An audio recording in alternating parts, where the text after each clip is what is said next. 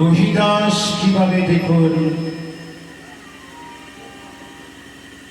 রহিদাস কিভাবে কৃষ্ণ ভক্ত হয়েছিল।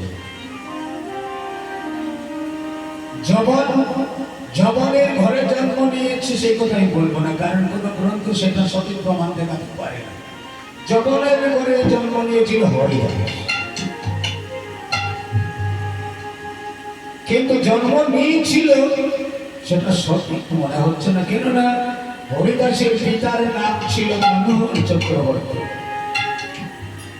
মায়ের নাম ছিল উজ্জ্বলা দেবী। কিন্তু হরিদাস কিভাবে এলে?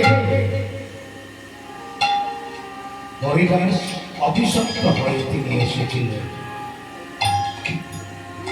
এই নামের মহিমা ওই হরিদাস দেখিয়ে গিয়েছিলেন।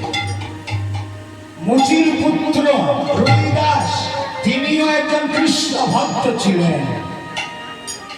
হরিদাসকে 22,000 বেত্রাঘাত করে ওই হরিনাম চালাতে পারেনি।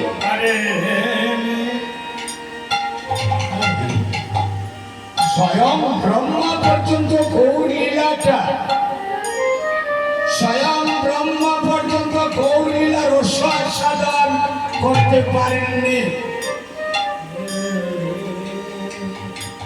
আমাদের তো একটা ব্রহ্মার 4টা, তবুও আমার গোবিন্দের পরমেশ্বরের লীলার রস আস্বাদন করে চিনতে পারেননি তিনি ভগবান। তাই যখন অবিশ্বাস হয়ে গিয়েছিল তখন যমুনার তীরে, এখন একটু সময় বৃন্দাবনে চলে আবার যমুনার তীরে শ্রীরাম সুরাম রাম সুরাম নবলক বেনু নিয়ে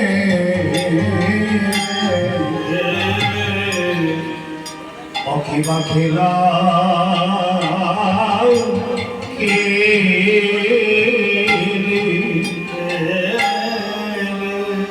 সুন্দর সে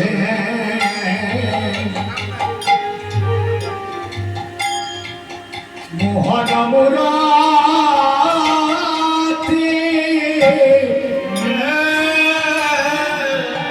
মাধুর ঠামে কৃপা ঘেরা গেলে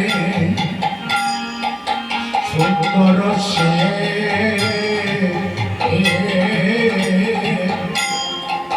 মাধুর মুরাতি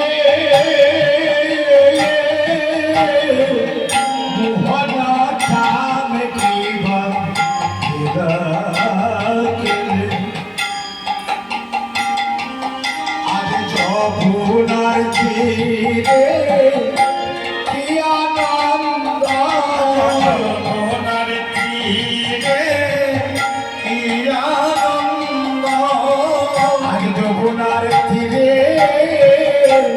কি আনন্দ যমুনার তীরে কি আনন্দ রাম কানাই আজ খেলা করে যমুনার তীরে কি আনন্দ রাম কানাই খেলা করে যমুনার তীরে কি আনন্দ আজ এমন ভাবে খেলা করেছিল আজ কানাই কি করেছে দেখুন পাঁচানি পাঁচানি বেত্র বেনু